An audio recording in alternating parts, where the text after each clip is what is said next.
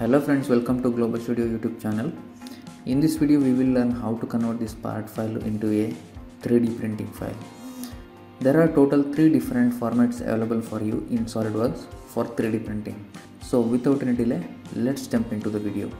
To convert this part into a 3D printing format, go to File and then click on Save As and then select the folder and then click on this Save As type drop down menu.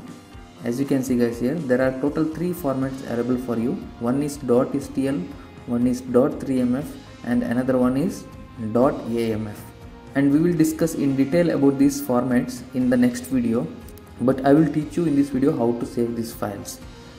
Click on this stl file and then click on save. This is the first format you can save for a 3D printing. Click on yes. If you go to the folder, you will be able to find the saved file here. Same way you can save this file in the other 2 format also. Go to File and then click on Save and then click on this drop down menu and then select this 3D manufacturing format or .3mf. Click on Options, select this format as 3mf and then unit make it as millimeter. Resolution make it as fine, and if you need any material and appearance properties in the exported file, then check these 2 boxes. After that, click on OK and then click on Save. If you go to the folder, you will be able to find the saved file .3mf. You can see, right, this is the file. Follow the same step for the other format.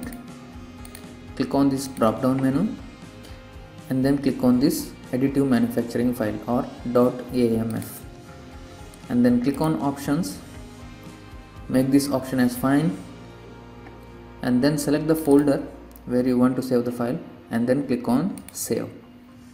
Go to the folder. As you can see guys, here you will be able to find the .amf file. So this is how you can save the part file into a 3D file format. In the next video, we will discuss what is these formats and where it is used.